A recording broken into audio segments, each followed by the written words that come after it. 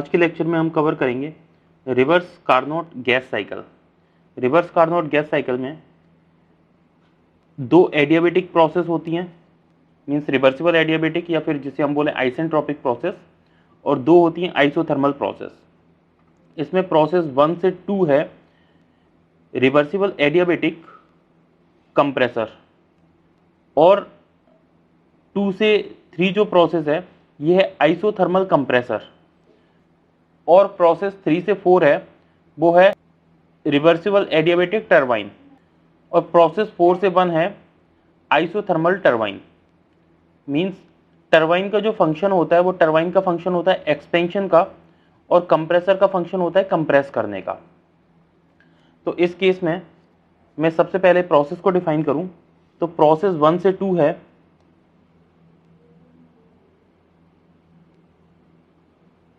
Process 1 से 2, इसे हम बोलते हैं isentropic compression.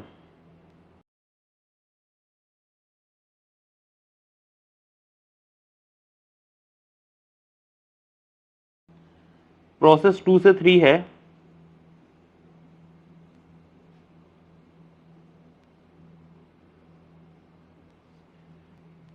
Isothermal compression.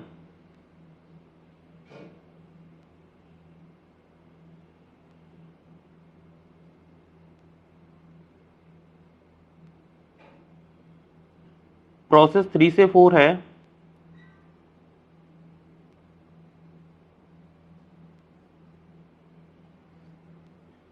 Isentropic expansion.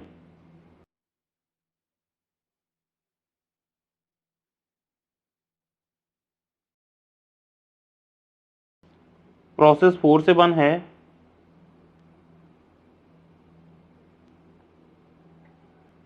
Isothermal expansion.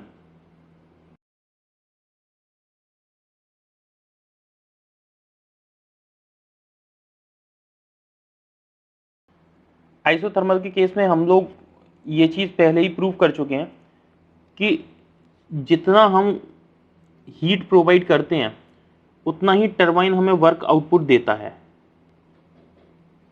Right, isothermal के केस में।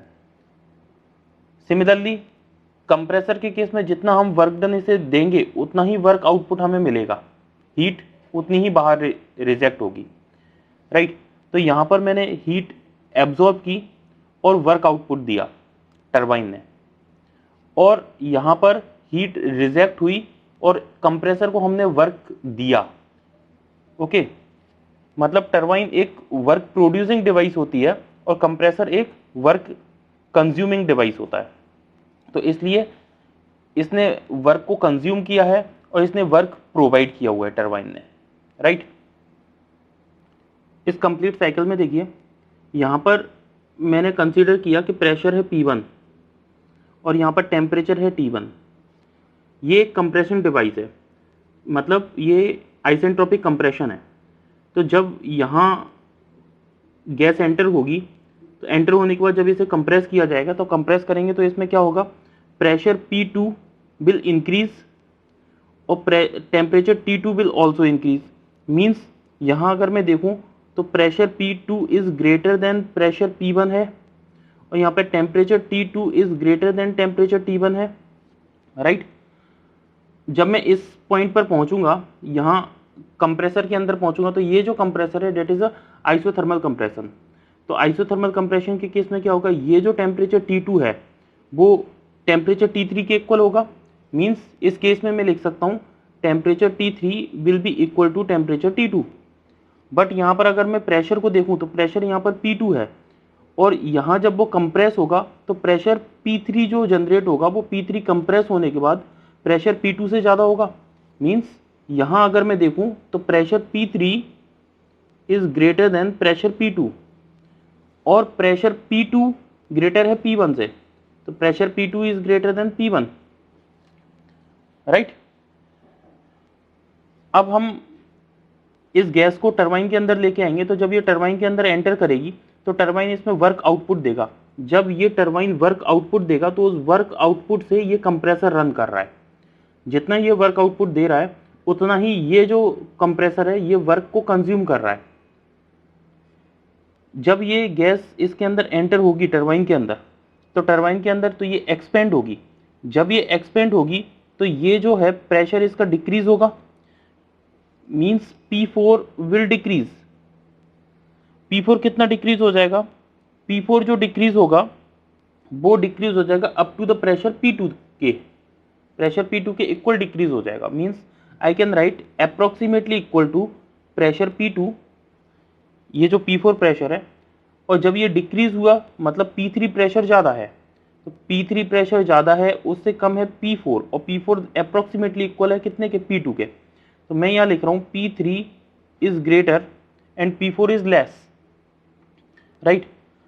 और जब ये एक्सपेंड होगा तो यहाँ पे टेम्परेचर T4 जो है, जो T4 टेम्परेचर है वो T3 टेम्परेचर से यहाँ कम होगा। यहाँ पर टेम्परेचर कितना है? T3, right.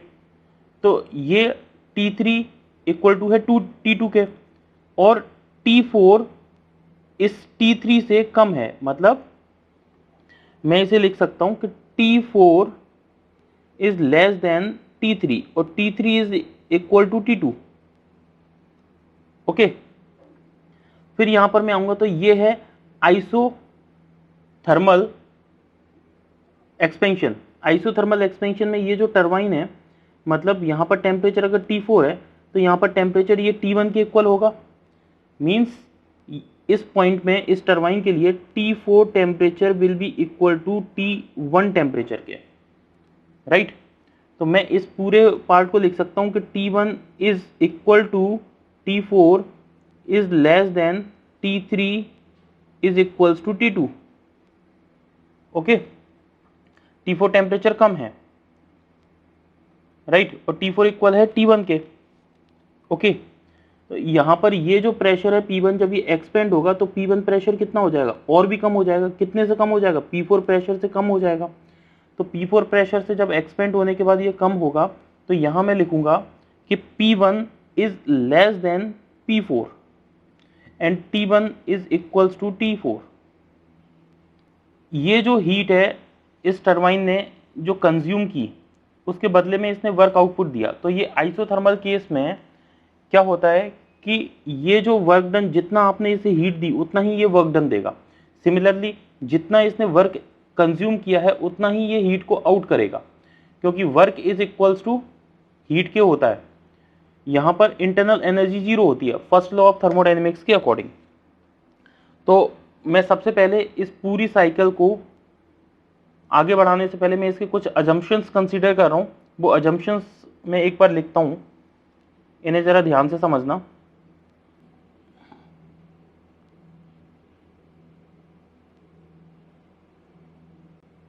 The ideal gas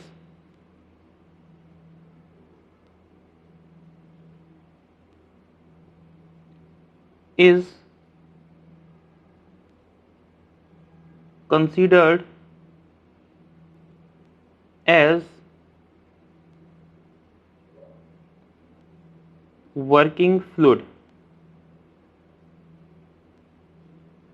दूसरा, क्योंकि इसके अंदर हम कंप्लीट आइडियल गैस को मान करके चलेंगे। दूसरा, ये जो साइकिल है ये साइकिल है पूरी क्लोज्ड साइकिल। तो मैं इसे एज्यूम कर रहा हूँ, it is assumed to be, it is assumed to be closed cycle.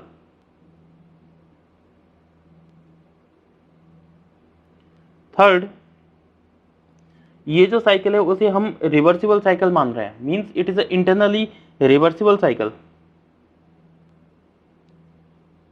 It is assumed a internally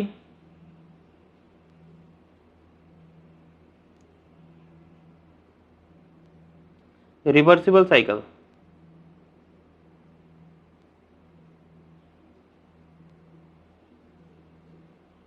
अब इसका मैं डायग्राम डिनोट करता हूं।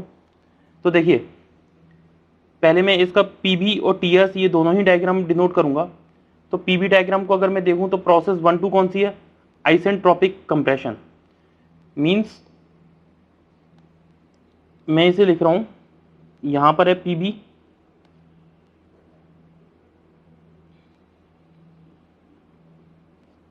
पीवी डायग्राम, ये है टीएस डायग्राम।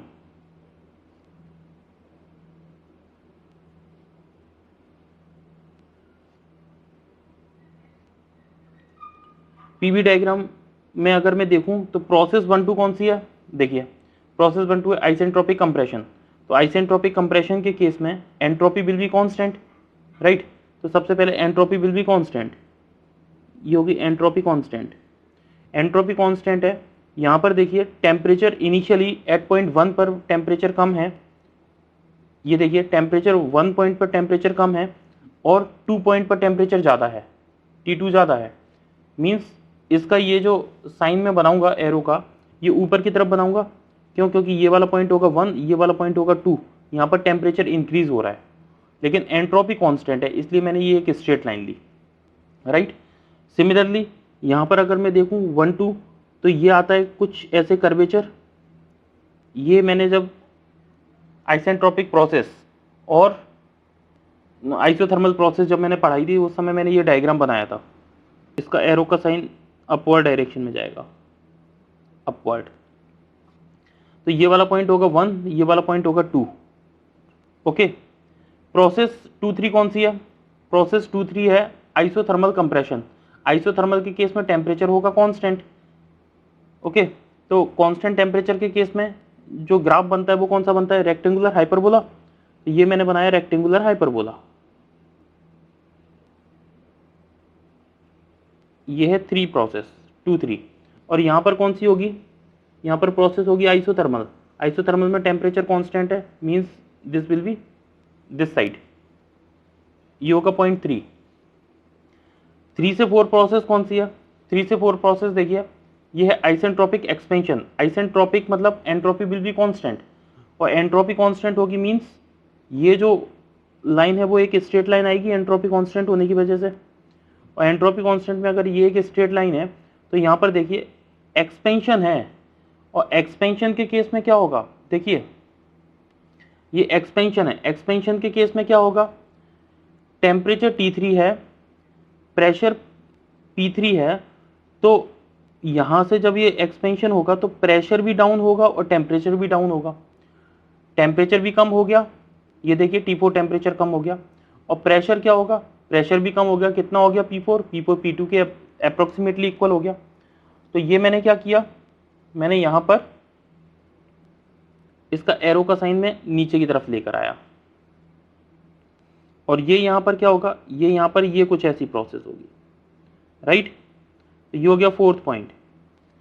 अब जो लास्ट पॉइंट है डेट इज कौन सा है, आइसोथर्मल एक्सपेंशन। आइसोथर्मल एक्सपेंशन में टेम्परेचर कांस्टेंट है, T4 is equals to T1 है, और प्रेशर देखिए P1 is less than P4 है, मींस P1 P4 के से लेस है।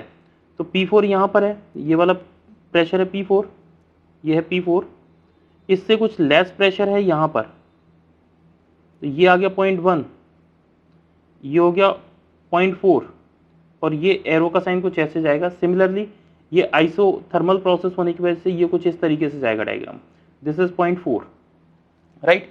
तो ये एक क्लोज्ड साइकिल बन गई। और क्लोज्ड साइकिल के केस में एक चीज जरा ध्यान रखना कि जो सबसे लोअर पॉइंट है वहां पर ये जो एरिया आता है ये बताता है आपका रेफ्रिजरेशन इफेक्ट, या फिर इसे बोलते हैं डिजायर्ड इफेक्ट, यही रिक्वायर्ड होता है। तो ये जो एरिया कहलाता है ये कहलाता है रेफ्रिजरेशन इफेक्ट।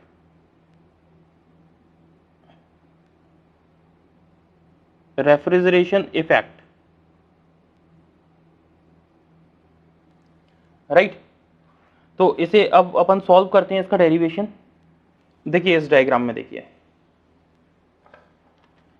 इस डायग्राम में ये अपन ने हीट एडिशन दिया टरबाइन को, किस केस में, आइसोथर्मल एक्सपेंशन के केस में, मतलब प्रोसेस 4 से 1 के केस में हमने हीट एडिशन किया। तो क्या ये वाला जो पार्ट होगा 4 से 1 के बीच में, क्या ये हीट एडिशन होगा, मींस इसे मैं लिख सकता हूं Q41 हीट एडिशन। और ये वाला जो पार्ट है क्या ये होगा हीट रिजेक्शन 2 से 3, 2 से 3 है हीट रिजेक्शन, तो मैंने इसे लिख दिया Q23, ये हीट रिजेक्शन है। ध्यान दो कि सपोज मैंने कोई भी एक सिस्टम है, यहाँ पर देखिए ये मेरे पास एक सिस्टम है, इस सिस्टम को मैंने हीट दी Q1 quantity means approximately 100 joule, और इसने हीट रिजेक्ट कितनी कर दी, सपोज 80 जूल, ये रिजेक्ट कर दी Q2। तो अगर मैं देखूं तो रिमेनिंग हीट क्या है ये, और रिमेनिंग हीट क्या वर्क में कन्वर्ट हो रही है, मींस अगर मुझे वर्क डन डिटरमाइन करना है तो मैं लिखूंगा Q1 माइनस Q2, और ये दोनों ही जो प्रोसेस हैं वो आइसोथर्मल प्रोसेस हैं, तो मुझे क्या मिल जाएगा, मुझे नेट वर्क डन मिल जाएगा। देखिए प्रोसेस 2-3,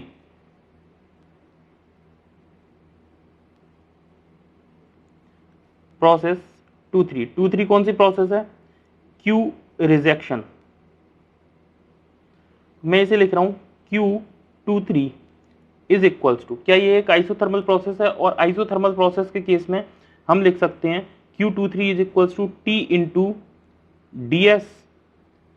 देखिए जरा इस केस में, ये देखिए अगर मैं यहां पर देखूं तो 2 की एंट्रोपी ज्यादा है, 3 की एंट्रोपी कम है, तो इसमें अगर मैं देखूं तो मैं क्या इसे लिख सकता हूं DS को S2 minus S3, right, S2 minus S3, ये मैं इसे लिख सकता हूं, तो मैं इसे लिख रहा हूं T टेम्परेचर, ये है T temperature into S2 minus S3, ये है heat rejection T into S2 minus S3,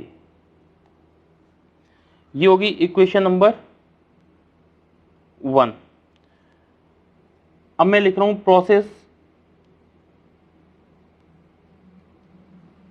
4-1, ये हीट एडिशन प्रोसेस है, Q add is equals to Q41 is equals to T into DS, यहाँ कितना आ जाएगा T इंटू DS को मैं क्या लिख सकता हूँ, देखिए जरा प्रोसेस 4-1 देख रहा हूँ मैं, देखिए प्रोसेस 4-1 ये है, तो यहाँ पे 1 की एंट्रोपी ज़्यादा है और 4 की एंट्रोपी कम है, तो मैं इसे क्या लिखूंगा S1 माइनस S4, मैं इसे लिख रहा हूँ S1 माइनस S4, ओके, ये है इक्वेशन नंबर 2। अगर मैं पूरी साइकिल के लिए देखूं, for a cycle according to first law of thermodynamics,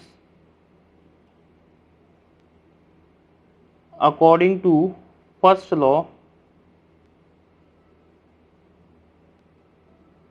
of thermodynamics,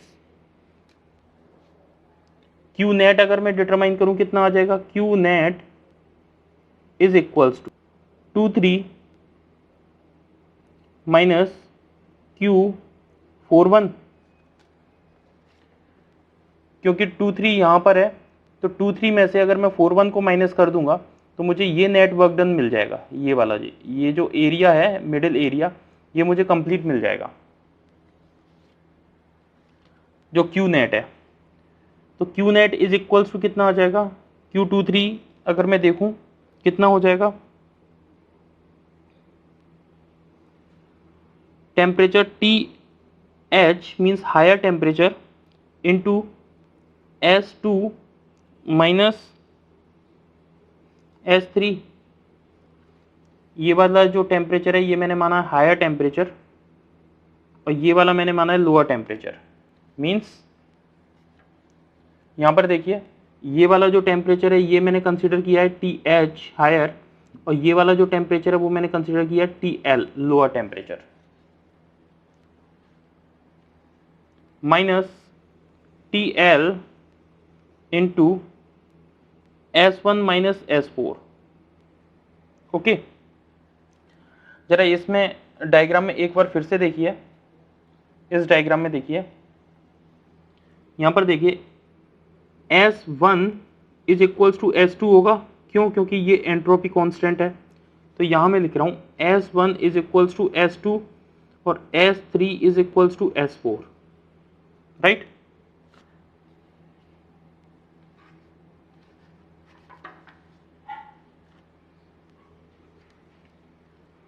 यहाँ पर मैं कोष्टक में लिख रहा हूँ S1 is equals to S2, S3 is equals to S4। मैं इसे रिप्लेस कर रहा हूँ, S2 को S1 से रिप्लेस कर रहा हूँ, तो TH into S1 minus TH into S3 minus S3 को S4 से रिप्लेस कर रहा हूँ, S4 TL इंटू इधर आएगा S1, ये आएगा प्लस TL इंटू S4। यहाँ से मैं S1 कॉमन ले रहा हूँ दोनों में, तो यहाँ आएगा TH minus TL into S1, ये फर्स्ट है, माइनस मैंने कॉमन लिया, तो यहाँ से देखिए S4 को अगर मैं बाहर लूँ तो ये आ जाएगा TH माइनस TL। तो इस कंप्लीट को अगर मैं लिखना चाहूँ तो इसे मैं लिख सकता हूँ TH माइनस TL कोष्टक में S1 minus S4। This is the equation number 3। यहाँ पर डिजायर्ड इफेक्ट कौन सा है? अगर मुझे COP डिटरमाइन करनी है तो डायग्राम में देखिए, ये है रेफ्रिजरेशन इफेक्ट, तो ये वाला रेफ्रिजरेशन इफेक्ट हो गया, मतलब Q41 अपॉन वर्क डन, ये कहलाता है COP। COP में पहले लेक्चर में कवर कर चुका हूँ। तो COP अगर मुझे डिटरमाइन करना है तो COP इज इक्वल्स टू क्या होगा? COP इज इक्वल्स टू आएगा desired effect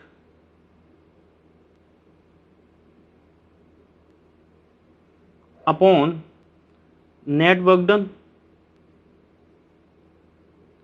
net work done, net work done किसके इक्वल होगा? Q net is equals to Q net work done, W net, right. मैं इसे सॉल्व कर रहा हूं। डिजायर्ड इफेक्ट कौन सा है? Q41 upon W net is equals to, Q41 की वैल्यू कितनी है यहां पर देखिए, Q41 है TL कोष्टक में S1 माइनस S4। मैं इसे लिख रहा हूं TL into S1 minus S4 upon, यहां पर मैं लिख रहा हूं TH minus TL into S1 minus S4। S1 minus S4 से ये कैंसिल आउट हो गया, यहां मेरे पास आ गया COP of reverse Carnot is equals to TL upon TH minus TL। Okay, यही आपको प्रूफ करना पड़ता है। अब इसका मैं एनालिसिस करता हूं।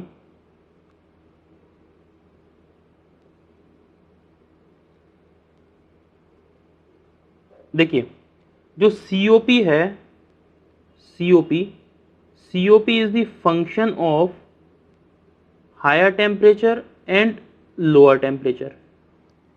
अगर मैंने हायर टेम्परेचर को रिड्यूस किया, देखिए अगर मैंने ये जो हायर टेम्परेचर है इसकी वैल्यू मैंने कम कर दी, तो इसकी वैल्यू अगर मैंने कम कर दी तो ये वाली टोटल क्वांटिटी कम हो जाएगी, और जैसे ये वाली टोटल क्वांटिटी कम हुई मीन्स COP विल इंक्रीज। तो अगर मैंने T हायर को मैंने रिड्यूस किया तो COP विल इंक्रीज, राइट। अगर मैंने TL को कम किया तो देखो इसकी क्वांटिटी कम होगी और इसकी क्वांटिटी कम होगी। इसकी क्वांटिटी कम करने का मतलब ये है कि ये वाला कंप्लीट जो पार्ट है जो डिनोमिनेटर में, ये इंक्रीज होगा, और ये इंक्रीज होगा इसका मतलब ये है कि ये जो COP है वो कंप्लीट COP विल इंक्रीज। तो TL अगर मैंने इंक्रीज किया तो इसका मतलब है COP will also increase, right. तो मैं यहां पर लिख सकता हूं कि COP of reverse Carnot cycle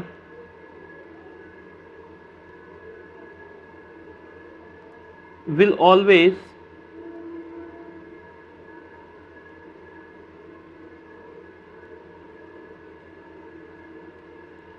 be a function of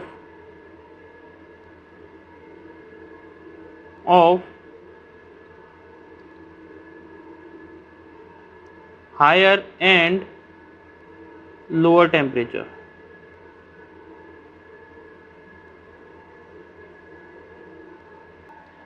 अब ये जो रिवर्स कार्नोट साइकिल है ये एक आइडियल साइकिल है. Reverse Carnot cycle is an ideal cycle. Ideal cycle है means it is not possible in behaviour. Not possible in behaviour.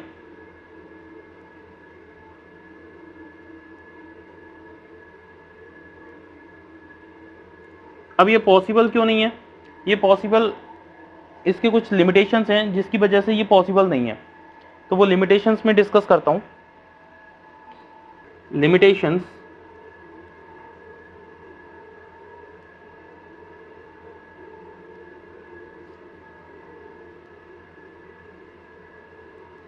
First limitation है कि जो आइसोथर्मल प्रोसेस है,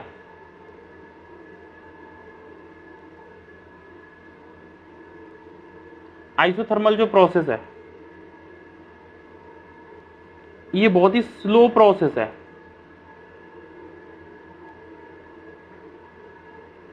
और जो एडियाबेटिक प्रोसेस है, तो एडियाबेटिक प्रोसेस ये बहुत ही फास्ट प्रोसेस है. तो ये हाई मीन्स ये बहुत ही फास्ट प्रोसेस है और ये वाली प्रोसेस बहुत ही स्लो प्रोसेस है. तो ये दोनों जो प्रोसेस है ये दोनों अपना कॉम्बिनेशन नहीं बिठा पाते क्योंकि एक प्रोसेस बहुत ही फास्ट है, एक प्रोसेस बहुत ही स्लो है. तो अगर ये पहली जैसे रिवर्सिबल आइसोथर्मल प्रोसेस है तो वो होगी बहुत स्लो प्रोसेस. इमीडिएटली जो एडियाबेटिक प्रोसेस है वो एकदम से बहुत फास्ट होगी. फिर जो अगली प्रोसेस है that is also isothermal process. तो आइसोथर्मल प्रोसेस बहुत ही स्लो प्रोसेस होगी और फिर से जो एडियाबेटिक प्रोसेस होगी वो बहुत ज़्यादा फास्ट प्रोसेस होगी. तो एक स्लो प्रोसेस और एक फास्ट प्रोसेस ये जब एक साथ कॉम्बिनेशन देते हैं तो ये इस वजह से पॉसिबल नहीं हो पाती क्योंकि ये वर्किंग बिहेवियर नहीं दे पाती. ये है फर्स्ट. सेकंड क्या होता है? सेकंड जो इसका लिमिटेशंस हैं कि it's volumetric refrigeration capacity is very less. Volumetric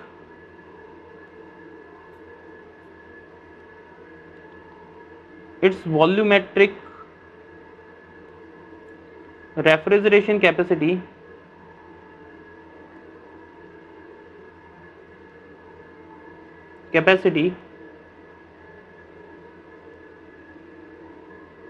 is very less.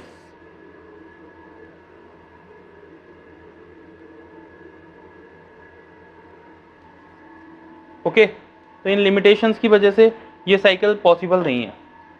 बाकी इसके न्यूमेरिकल्स अपन लोग अभी सॉल्व करेंगे, तो न्यूमेरिकल्स ज़रा ध्यान से देखना. Thank you.